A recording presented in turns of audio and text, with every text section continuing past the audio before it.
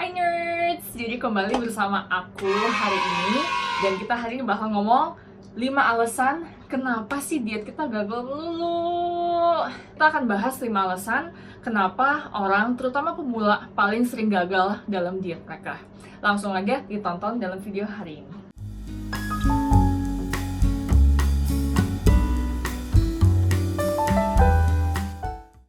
Alasan yang pertama adalah karena ekspektasi kita itu nggak realistis sama sekali. Maksudnya gimana? Nah, maksudnya kasih contoh. Jadi, pernah nggak sih dengan orang ngomong, gue mau cepet kurus gitu? Cepet apa ya? Gue mau kurus 12 kilo dalam 2 bulan. Ya, atau mungkin ada contoh lain. Aku mau nih kurus diet. Gue mau diet biar gue bisa kurus seperti dia nih. Atau gue mau kayak dia. Atau kayak... Nah, ini adalah kesalahan yang pertama, teman-teman. Karena ekspektasi kita ketika kita diet, yang pertama yang harus kita camkan itu, semua orang itu beda-beda. Beda dalam maksudnya apa? Semua orang itu gennya beda. Gen aku beda dengan gen kalian.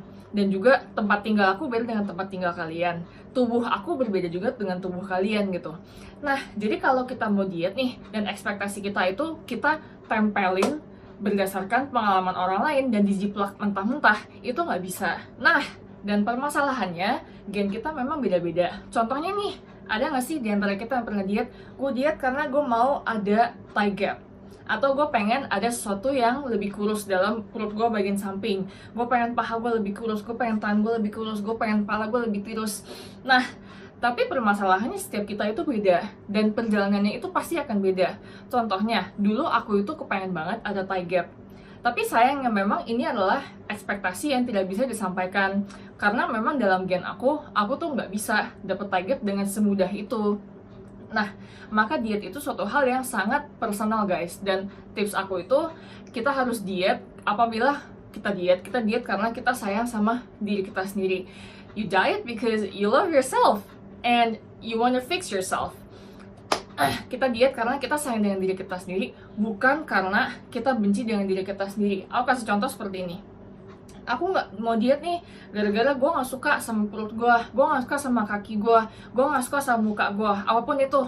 Nah, kalau kita mulai diet dengan mentalitas seperti itu ya guys, adanya nanti kita tuh kayak, aduh kenapa sih nggak turun hari ini? Setiap hari adanya lu ngiterin timbangan, dan akhirnya ketika nggak turun, adanya aduh gue gagal lagi. Tapi itu nggak sama sekali nggak masalah. Aku diet karena, dan kita juga seharusnya diet karena kita tahu itu tuh buat kesehatan kita. Jadi yang pertama, kesalahan pertama adalah sebenarnya masalah mindset.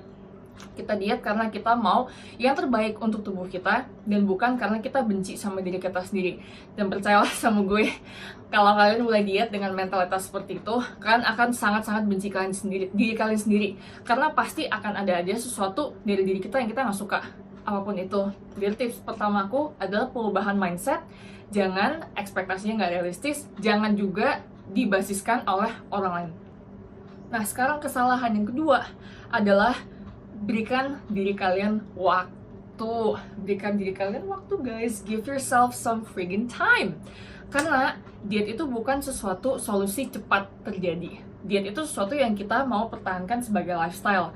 Kalau misalnya kita ikut program diet yang tertentu dan kita berhasil turun dalam waktu 3 bulan, pertanyaannya, apakah hal yang kita lakukan bisa kita pertahankan seumur hidup? Kalau kita makan dikit, makan kalori defisit, atau gue makan satu hari cuma buah-buahan doang, makan sayur doang, salad doang, apakah kita bisa melakukan itu seumur hidup? Suatu hari timbangan lo akan balik lagi seperti semula, dan itu yang kita nggak mau. Nah, dan aku jabarkan dalam diet itu sebetulnya ada 3 fase. Aku pun dalam 4 tahun aku memulai perjalanan aku, itu nggak mudah. Aku harus mengorbankan entah berapa banyak makanan yang dulu gue sayang banget, sampai sekarang gue bahkan hampir nggak pernah makan itu semua lagi. Dan aku nggak bilang diet itu mengorbankan segala sesuatu yang kita suka makan, no. Tapi itulah proses menemukan gaya hidup yang baru, dan itu bukan sesuatu yang dibenci. Maka aku akan jabarkan ketiga fase ini. Fase pertama adalah fase awal. Nah, fase awal adalah ketika, oke, gue resolusi, gue memulai hari ini. Dan pasti ada hal-hal yang kita harus ubah dalam kebiasaan kita. Contohnya nih, dulu gue tuh fans banget sama gorengan sama tabak gawang. Dan bukan cuman itu, aku suka susu kental manis, aku juga suka banget sama keju dan segala macam yang bisa aku kiperin listnya.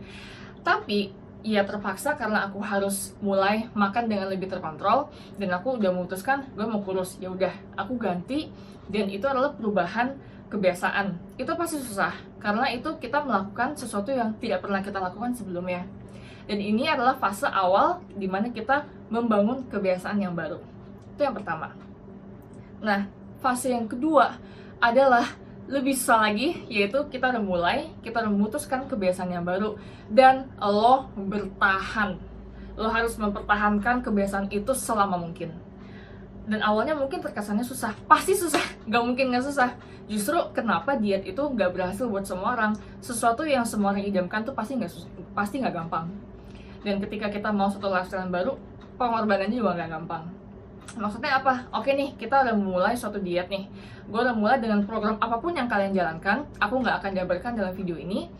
Nah, dan kita stick to it. Kita tetap lakukan sampai berbulan-bulan, bahkan bertahun-tahun.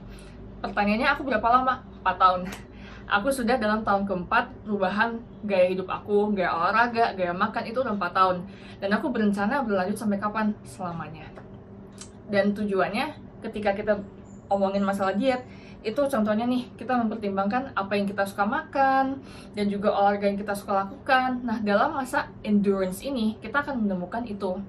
Dan aku janji, asal kalian bertahan dan kalian juga melakukannya dengan gigih dan dengan benar, tidak menyiksa diri sendiri, lama-lama ini lebih ke proses. Pikirkanlah seperti ini. Fase yang kedua ini adalah proses kita menemukan diri kita sendiri. Apa yang kita suka lakukan, gue tuh suka makanan sehat yang mana, gue gak suka yang mana. Kalau misalnya kalian gak suka tahu tempe, ya kenapa lo harus makan tahu tempe? Kenapa gak bisa makan yang lain, seperti dada ayam? Kalau misalnya lo gak suka makanan bayam, ya lo kenapa lo gak pilih sayuran lain? Kenapa lo gak pilih seperti sawi aja?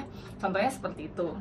Dan fase yang ketiga adalah fase yang paling oke. Ketika itu udah menjadi suatu kebiasaan, silahkan nikmati lifestyle baru kalian. Dan untuk ini nggak lama, karena menurut riset sendiri, untuk membangun suatu kebiasaan, kita memerlukan sekitar 66 hari. 66 hari, gengs. Dan aku pribadi, sampai ke tahap aku udah bener-bener stabil, makanan yang gue makan itu aku bisa tahan seperti itu, olahraga juga tetap bisa rutin. Tebak berapa lama? 3 tahun. 3 tahun baru aku bisa rutin, dan 3 tahun aku bener-bener up down, gue nyerah, terus gue balik lagi, nyerah, balik lagi. Tapi akhirnya, ketika sudah sampai tahap yang terakhir ini, tahap enjoy, it's the best thing that has ever happened in my life.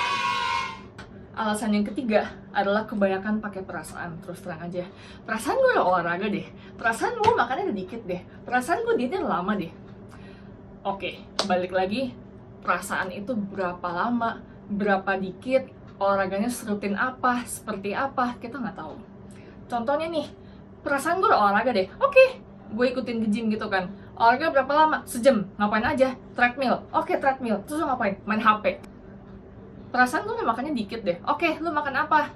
Oh, gue udah makan buah-buahan kok. Berapa lama? 3 hari. Terus habis itu, ya balik kayak biasa lagi sih. Intinya, jangan kebanyakan sepertinya ini. Perasaan kayaknya udah, lakuin aja terus. Kalau kita lakuin secara konstan, secara terus-menerus, dan kita terapkan sebagai lifestyle, pasti lu akan dapat badan itu. Gak mungkin enggak. Tapi balik lagi, perasaan itu berapa lama? Seperti itu. Kesalahan yang keempat adalah karena diet tapi gak dibarengin dengan olahraga. Jadi memang diet itu adalah 80% apa yang kita makan dan 20% apa yang kita lakukan, yaitu olahraga kita, gimana kita bakar apa kalori yang udah masuk. Tapi pertanyaannya, banyak juga yang aku lihat, gue mau diet aja nih, gue mau kurangin makan aja, tapi aku nggak mau olahraga. Olahraga itu bukan cuma masalah kita ngebakar kalori yang masuk, tapi kalau misalnya nih kita diet, udah beneran kurus, tapi kita nggak olahraga, kalian akan terlihat seperti skinny fat loh guys. Jadi nggak akan terlihat seperti kencang badan yang kalian mau, nggak akan terlihat sehat, tapi adanya, oke, mungkin kita akan kurus, tapi kurusnya tuh kayak pucet, kayak orang sakit, dan ya terlihat dari kekuatan kita, dan juga dalam sehari-hari nggak akan perasaannya sama saat ini kita olahraga. Dan aku kasih tipsnya, kalau kita bingung nih, olahraganya mau apa, olahraganya mau gimana, malas, nggak ada waktu. Semua orang itu pasti nggak ada waktu. Percayalah, kalau misalnya kita mau ngomongin waktu, waktu itu pasti ada kalau kita tuh mau kasih prioritas untuk hal itu. Dan channel ini adalah channel workout. Kalau misalnya kalian mau dapet workout yang sebentar dan yang capek, lu tinggal scroll aja videonya. Dan bahkan di YouTube juga ada banyak loh videonya. Lu tinggal ikutin aja, bukan masalah ada waktu atau enggak, masalah kita mau atau kita nggak mau. Dan olahraga susah, ya susah lah, karena nggak pernah dilakuin sebelumnya. Tapi itu penting untuk dilakukan. Diet itu berteman dengan sangat baik dengan olahraga, dan itu dua hal yang tidak bisa dipisahkan. Dan tips aku yang kelima adalah untuk diet, nggak ada satu solusi yang bisa dijiplakin untuk setiap kita. There is no one size fits all in a diet, dan setiap orang itu punya kisah yang beda-beda. Kenapa seperti itu?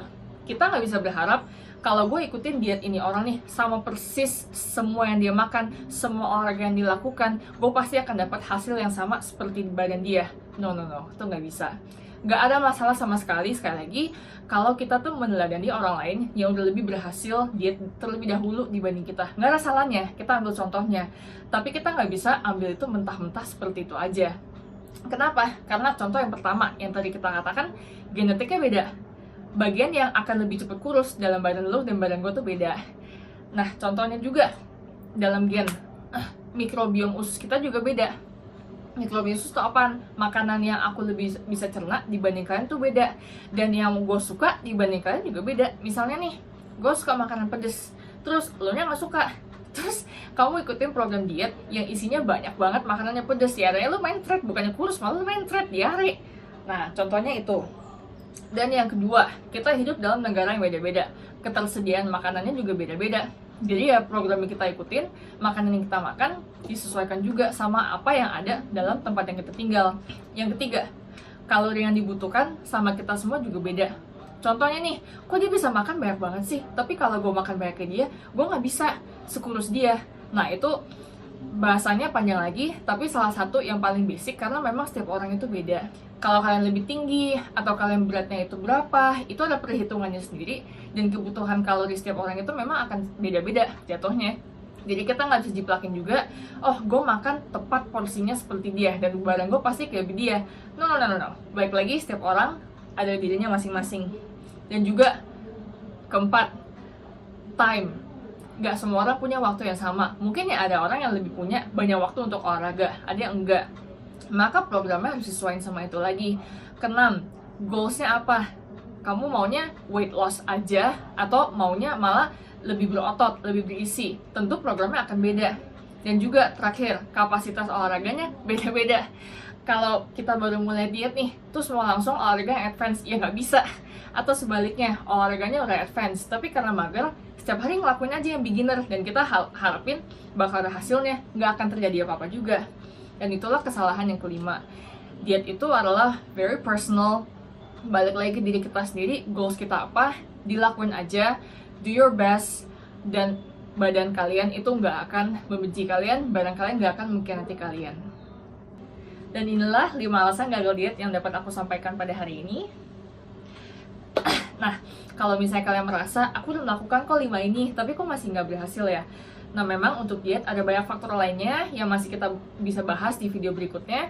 Tapi ini adalah 5 basic yang harus kita selesaikan terlebih dahulu, terutama masalah mindset, guys. Jangan sampai kita diet karena kita benci sama diri kita sendiri. Dan terakhir juga, jangan lupa untuk like, comment, dan subscribe video ini. Dan semoga kita bertemu di video selanjutnya.